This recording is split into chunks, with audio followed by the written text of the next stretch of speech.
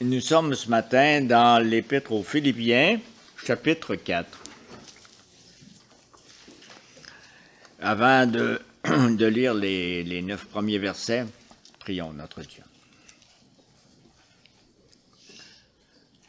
Oui, Seigneur notre Dieu, c'est toi qui as donné ta parole à l'apôtre Paul, et tu l'as donné pour les Philippiens, bien sûr, nos frères et sœurs de l'Église de Philippe, mais pas seulement pour eux.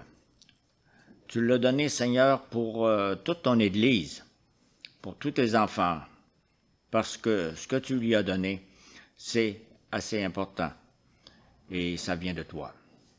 Nous te demandons, Seigneur, d'être ici, présent dans ta parole, présent parmi nous, dans ton Église, par ton Esprit Saint.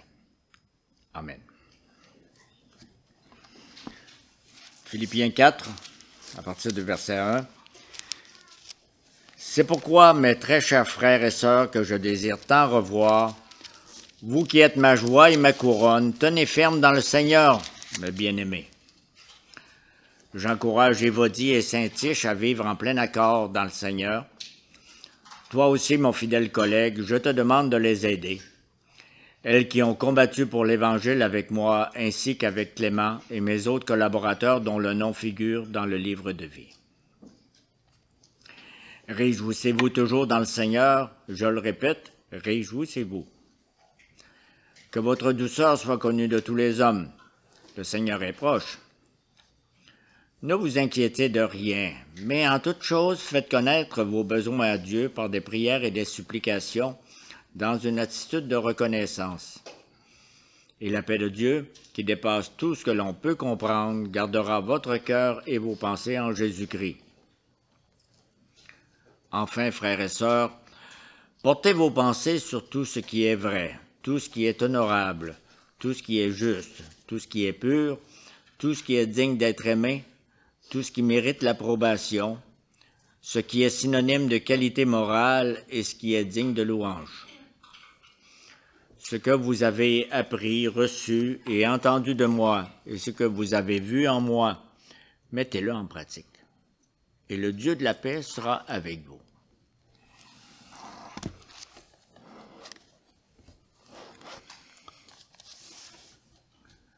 Mes frères, mes sœurs, en Jésus-Christ, juste un test, ce ne sera pas le même test qu'avec les enfants, mais comment reconnaître quelqu'un qui est chrétien, qui est un vrai chrétien?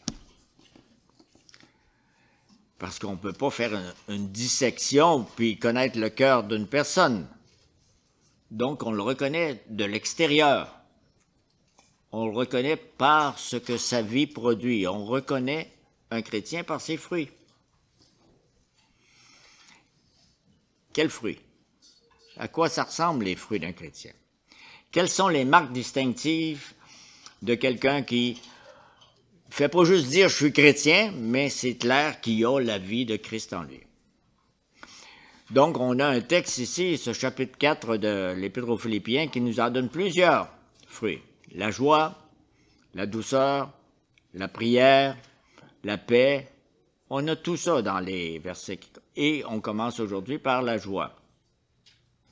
Donc, on est dans le verset 4 aujourd'hui. Chapitre 4, verset 4. « Réjouissez-vous toujours dans le Seigneur. » Je le répète, réjouissez-vous. Donc, 4 questions dans ce verset-là. Qu'est-ce que ça veut dire? Pourquoi se réjouir? D'où ça vient, cette joie? Et quand est-ce qu'on doit l'appliquer? On se demandait qu'est-ce que ça veut dire, mais d'abord, qu'est-ce que ça veut pas dire? Ça veut pas dire avoir tout ce que nous voulons, ça veut pas dire avoir du fun. C'est pas ça. Il est possible de s'amuser sans avoir de joie, vous le savez. Comme il est possible d'avoir la joie sans avoir de plaisir. Revenons un peu à celui qui a écrit ça. L'apôtre Paul, où est-ce qu'il était quand il a écrit ça? On a lu les premières pages de son épître dans le passé, et plusieurs connaissent cette courte épître. Il était en prison. Et c'était quoi son avenir en prison? Il n'y avait pas une date pour dire « tu vas sortir à telle date ». C'est un avenir pas sûr du tout, très incertain. Il ne savait même pas, si on vous relisait le chapitre 1, il ne savait même pas s'il allait continuer à vivre ou mourir. Quel problème il y avait? Pourquoi il était là? Il y avait des ennemis qui voulaient se débarrasser de lui. Et on lit tout ça dans son premier chapitre. Est-ce que Paul connaissait la tristesse? Oui. Parce qu'il le dit lui-même, il dit « je suis tout seul ». Il n'y a personne qui pense de la même façon que moi. Et même celui qui est venu m'aider, Épaphrodite, il est malade et presque mourant. Au 2e chapitre. Est-ce que Paul avait des soucis en prison? Oui, un de ses grands soucis, c'est le manque d'unité dans l'Église. Nous lisons ça aussi dans plusieurs des chapitres. La chicane dans l'Église. Les fausses doctrines qui menaçaient la foi des Philippiens, chapitre 3. Donc, quand je ne suis pas là, il y en a un autre qui vient puis qui annonce d'autres choses. Sans compter le souci qu'il y avait pour toutes les autres églises, parce que vous savez qu'il était passé puis il avait commencé de multiples églises. Donc, on se pose la question, comment est-ce qu'on peut se réjouir dans les circonstances que cet épître-là enseigne, mentionne? Et pourtant, Paul est joyeux. Expliquez-moi ça. Toute cette lettre-là est appelée la lettre de la joie, qui commence et finit en prison. Paul était capable de communiquer sa joie à ses frères. Il dit au verset 17 du chapitre 2, « Je me réjouis avec vous tous, vous aussi réjouissez-vous avec moi. » On trouve ça aussi dans le chapitre 3. « Maintenant, mes frères, réjouissez-vous dans le Seigneur. » Wow! J'imagine un peu les soldats, les geôliers, là, qui arrivaient pour rattacher ses chaînes pour être sûr qu'il ne s'échappe pas durant la nuit, puis qu'il voyait un gars joyeux. Et la joie, c'est démonstratif. Ça va s'exprimer. Et c'est sûr que la manière d'exprimer notre joie, ça varie d'une personne à l'autre. C'est pas tout le monde qui rit fort. D'une culture à l'autre aussi, ça varie. Mais ne portons pas trop de jugement sur les autres. Certaines personnes sont exubérantes. On ne leur demande pas s'ils sont joyeuses. D'autres sont plus réservés. Se réjouir, ça ne veut pas dire toujours être de bonne humeur. Certains sont toujours souriants, ils font des blagues sans arrêter, mais ça ne veut pas dire qu'ils ont la joie du Seigneur. On peut se réjouir en chantant tout haut, comme on peut se réjouir dans le silence. Dans le même chapitre, Paul il dit « J'ai appris à être satisfait de ma situation. » Il goûtait la douceur du contentement, un contentement qui vit dans l'espérance. Donc, dans toutes circonstances, Paul, il voyait la main de Dieu.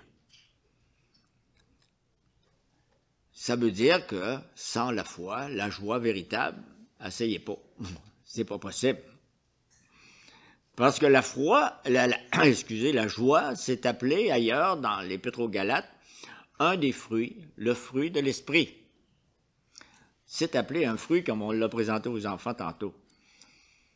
Et cette joie devrait vibrer dans le cœur de tout croyant. D'une manière ou d'une autre, elle doit s'exprimer.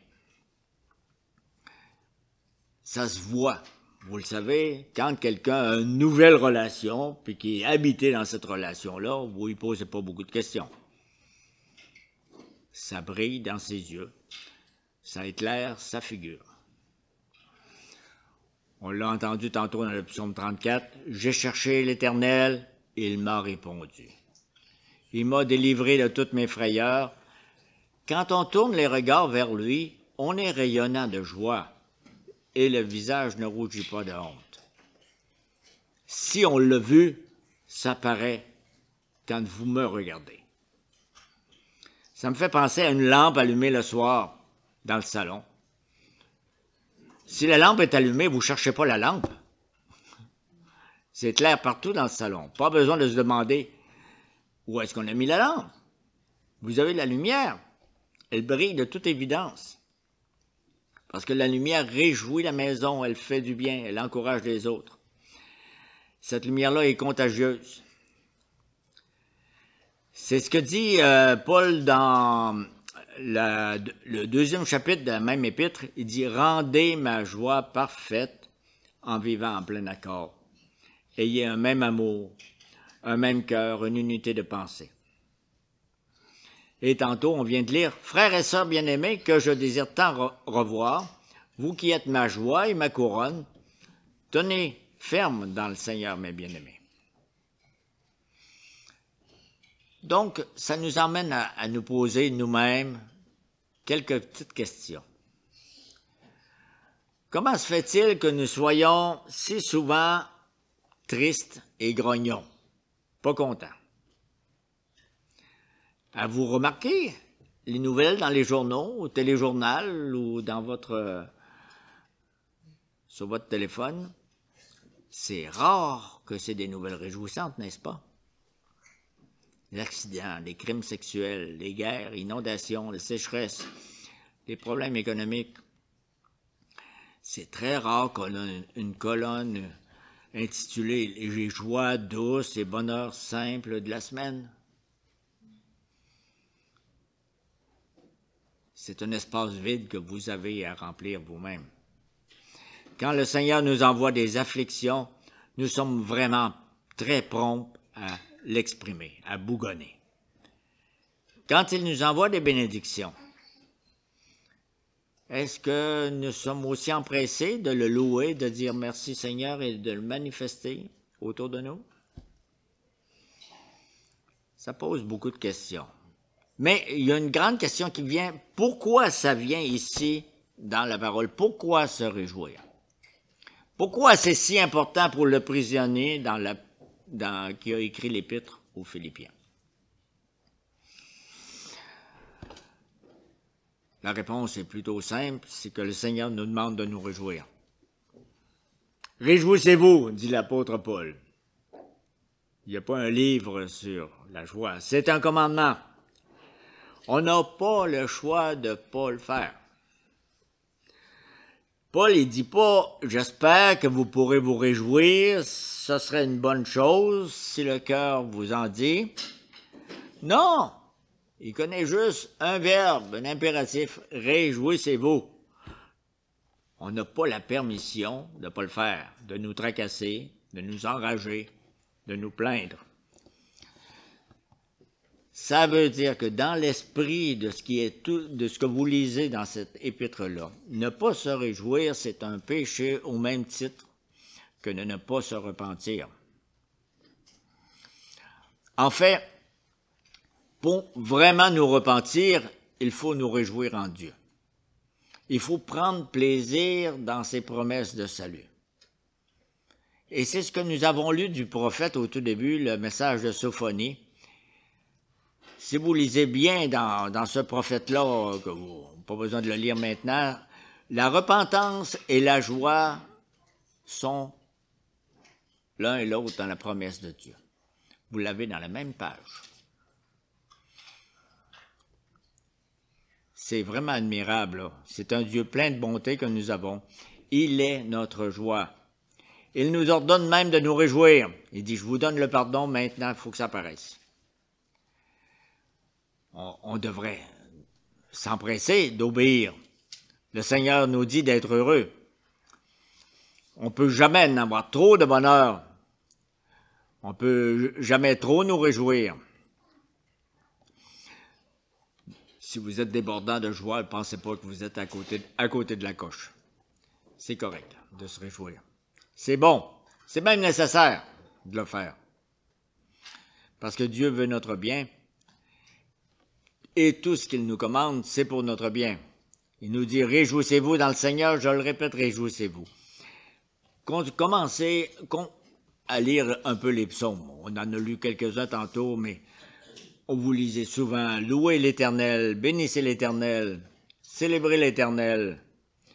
Au psaume 100, « Servez l'Éternel avec joie ».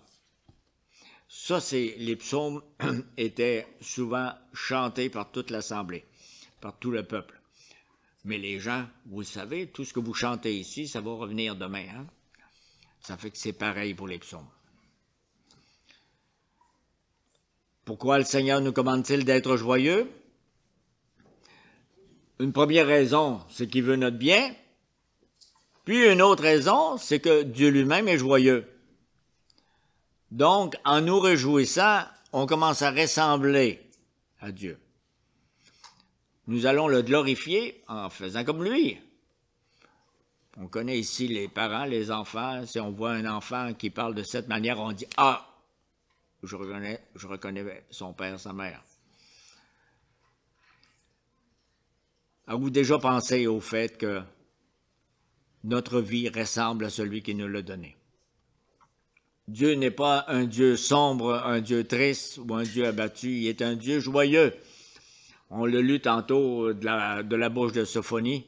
Je reprends le verset 17.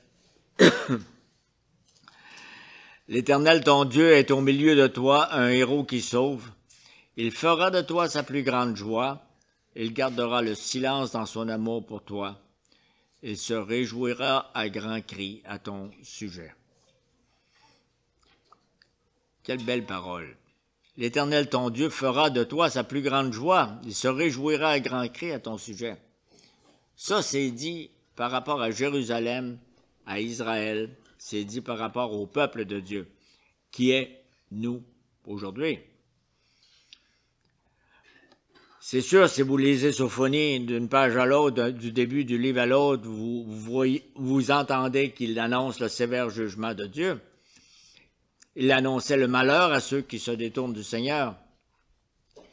Mais il annonçait en même temps la grâce et la miséricorde parce que Dieu se rachète un peuple.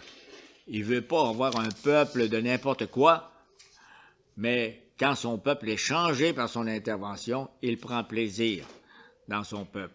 Il se réjouit dans l'œuvre de ses mains. Dieu n'est pas un Dieu, je dirais, électronique, sans émotion. Dieu s'exprime et il exprime sa joie. Vous me direz, c'est bien beau tout ça, une lampe dans le salon, comme on a parlé tantôt. S'il n'y a pas de lumière, on sait comment la faire, la lumière. On trouve un bouton, on pèse sur le bouton, puis on a la lumière. Mais nous, est-ce qu'on est fait comme ça? On n'a pas de bouton sur lequel on pourrait peser pour produire la joie qu'on n'a pas. La joie ne vient pas d'un clic. Donc, la joie, notre joie a besoin d'une source. Tout comme la lampe a besoin d'être branchée, a besoin d'électricité. Donc, ça nous emmène à la troisième question. Ça vient de où, cette joie? Encore une fois, si je pose la question, c'est que vous savez qu'il y a une réponse. Paul répond avec une parole tellement simple et tellement profonde.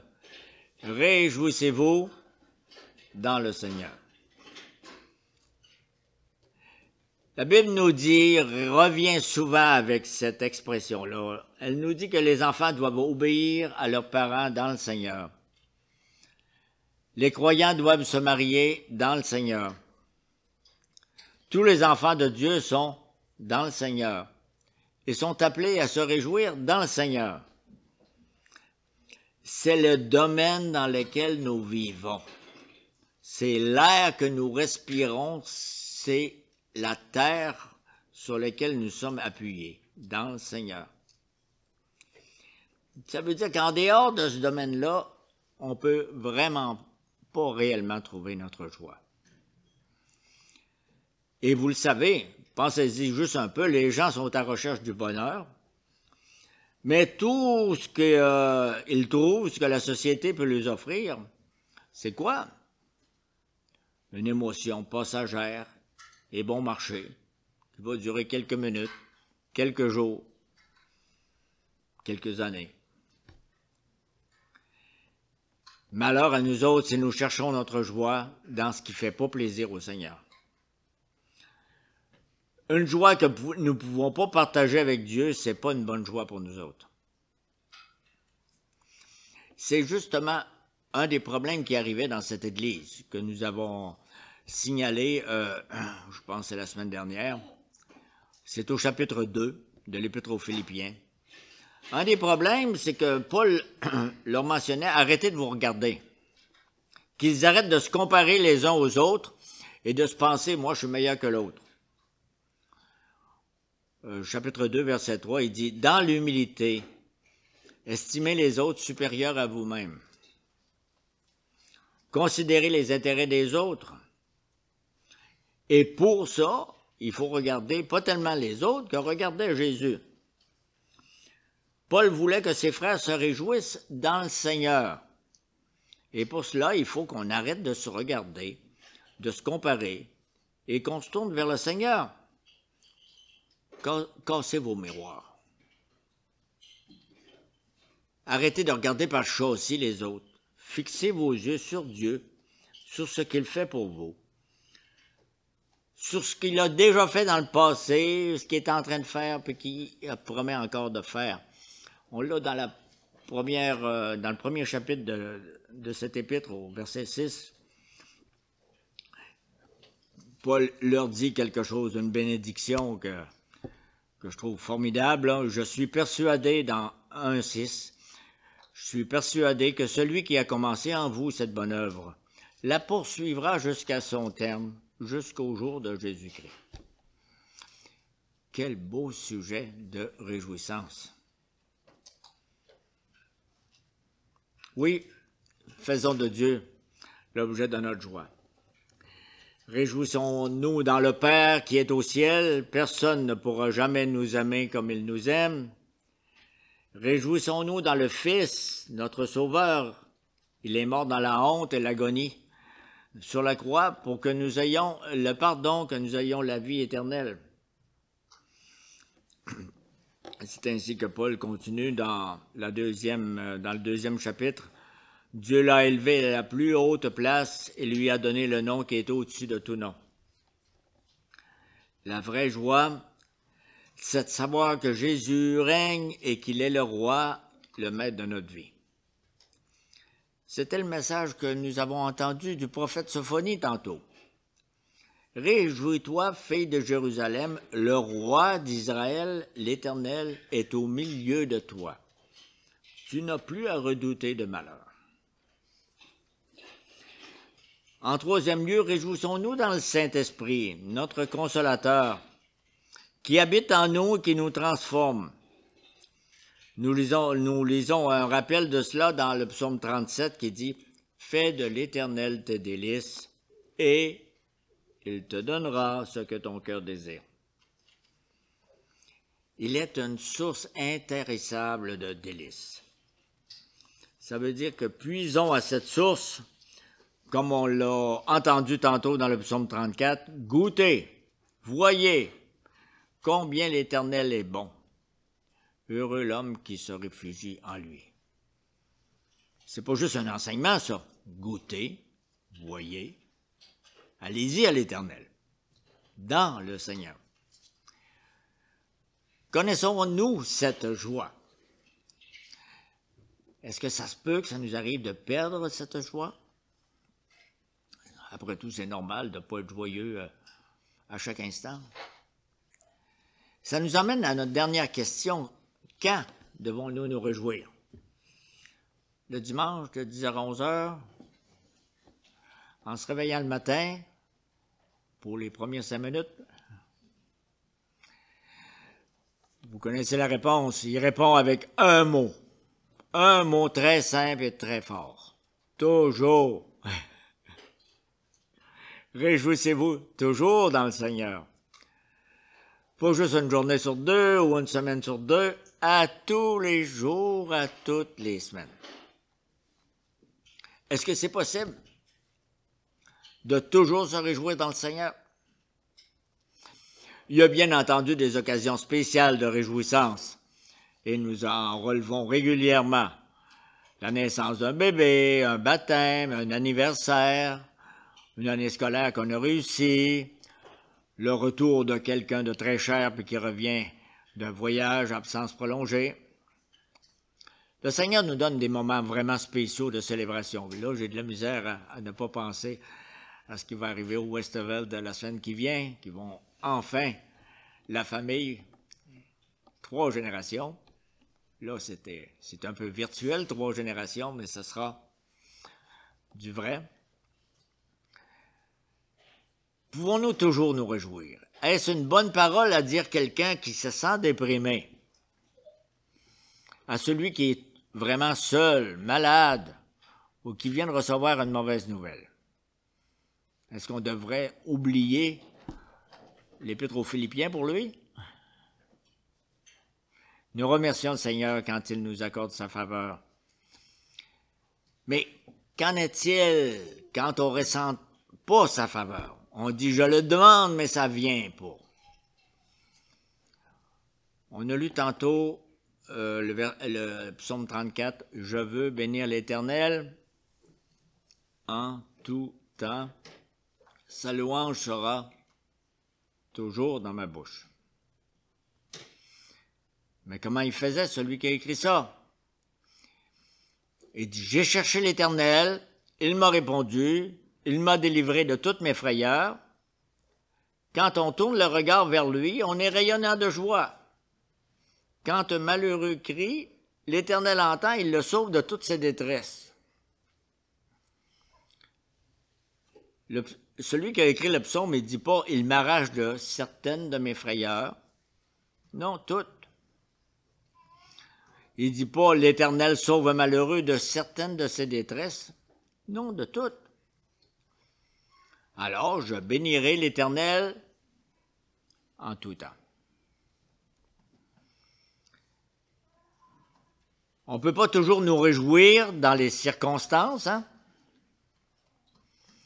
Si quelqu'un nous arrive en disant, bon, celui qui était malade, il est décédé il y a quelques jours.